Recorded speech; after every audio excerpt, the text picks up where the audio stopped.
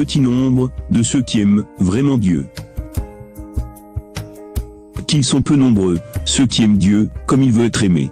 En effet, il y en a beaucoup qui désirent que le royaume de Dieu vienne. Mais très peu désirent faire sa volonté. Beaucoup désirent que sa volonté soit faite dans les cieux. Mais très peu désirent qu'elle soit faite aussi, dans leur vie, sur la terre. Beaucoup chantent aimer Jésus. Mais très peu consentent à porter la croix. Aussi bien dit-il. Luc 14, 27. Quiconque ne porte pas sa croix, et ne vient pas derrière moi, ne peut être mon disciple. Beaucoup se réclament du nom de Christ, se disant chrétiens. Mais très peu se conduisent comme il s'est conduit. 1 Jean 2, 6. Celui qui prétend demeurer en lui, Christ, doit se conduire à son tour, comme celui-là, Christ, s'est conduit. Aussi bien dit-il. Matthieu 10, 38. Qui ne prend pas sa croix, et ne suit pas derrière moi, n'est pas digne de moi. Beaucoup souhaitent les consolations de Christ. Mais très peu aiment ses souffrances. Christ trouve beaucoup de compagnons de sa table, mais très peu de ses renoncements et son abstinence. Nombreux sont ceux qui veulent partager sa joie et son éternelle félicité, mais très peu veulent souffrir quelque chose pour lui. Plusieurs suivent Jésus jusqu'à la fraction du pain, mais très peu jusqu'à boire le calice de sa passion. Jean 21, 18 à 19. En vérité, je te le dis, quand tu étais jeune, tu mettais toi-même ta ceinture, et tu allais où tu voulais.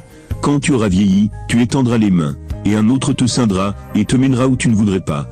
Il signifiait, en parlant ainsi, le genre de mort par lequel Pierre devait glorifier Dieu. Plusieurs aspirent à faire les miracles de Jésus, mais très peu goûtent l'ignominie de sa croix. Plusieurs aiment Dieu, pendant qu'il ne leur arrive aucune adversité. D'autres encore le louent, et le bénissent, tandis qu'ils reçoivent ses consolations. Mais quand Dieu demande la soumission, la révérence, la crainte, et l'obéissance qui lui sont dues, alors, ils s'en vont contristés, car trop dur de renoncer à leurs vices. Mais ceux qui aiment Dieu, pour Dieu, et non pour eux-mêmes, ceux-là le bénissent dans toutes les tribulations, et dans l'angoisse même du cœur, comme dans les consolations les plus douces, et quand même, Dieu ne voudrait jamais nous consoler. Toujours cependant, nous le louerons, toujours nous lui rendrons grâce, pour grâce. Oh, que ne peut l'amour de Dieu, quand il est pur, et sans mélange d'amour du monde, ni d'intérêt propre. Que ne peut l'amour de Dieu, quand on le sert, en serviteur inutile, et non, à but lucratif. Les pasteurs ne sont-ils pas des mercenaires, eux qui sont dans les choses de Dieu, que pour leurs intérêts, que pour la gloire qu'on reçoit des hommes, pour l'argent, les dîmes. Malachie 3, 8 à 9. Un homme peut-il tromper Dieu? Or vous me trompez. Et vous dites, en quoi t'avons-nous trompé? Eh bien, quant à la dîme et aux redevances, la malédiction vous atteint, c'est que vous me trompez. Vous, la nation dans son entier. Dès lors, ne prouve-t-il pas qu'ils s'aiment eux-mêmes plus que Dieu, eux qui ne pensent toujours qu'aux gains et à leurs avantages? Oui, où trouvera-t-on quelqu'un qui veuille servir Dieu, pour Dieu seul, sans intérêt propre, quand rarement on rencontre un homme assez avancé dans les voies spirituelles, pour être dépouillé de tout, sans rien retenir? Car le véritable pauvre d'esprit, détaché de l'amour du monde, qui le trouvera? Il faut le chercher bien loin il me semble, et jusqu'aux extrémités de la terre. Si l'homme donne tout ce qu'il possède, ce n'est encore rien.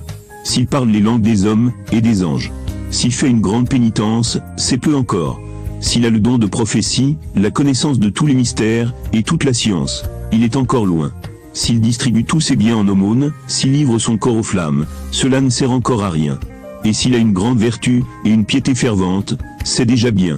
Mais il lui manque encore beaucoup. Car il lui manque une chose, souverainement nécessaire.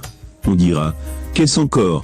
C'est qu'après avoir tout quitté, nous devons nous quitter aussi nous-mêmes, nous dépouiller entièrement de l'amour de soi. Galates 6, 14.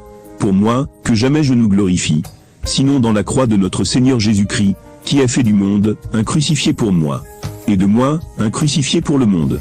C'est enfin que même en faisant tout ce qu'on sait devoir faire pour plaire à Dieu, on pense encore n'avoir rien fait, qu'on estime peu ce qu'on regarde comme quelque chose de grand dans le monde, et qu'en toute sincérité, nous confessons l'inutilité de notre main-d'œuvre, selon la parole de vérité. Luc 17, 10.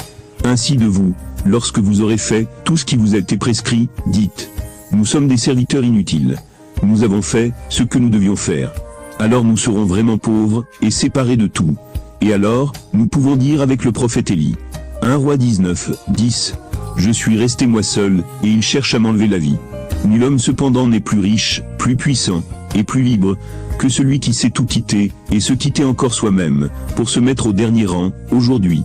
La vérité est une force qui donne bien plus de victoires que n'en donnent les guerres.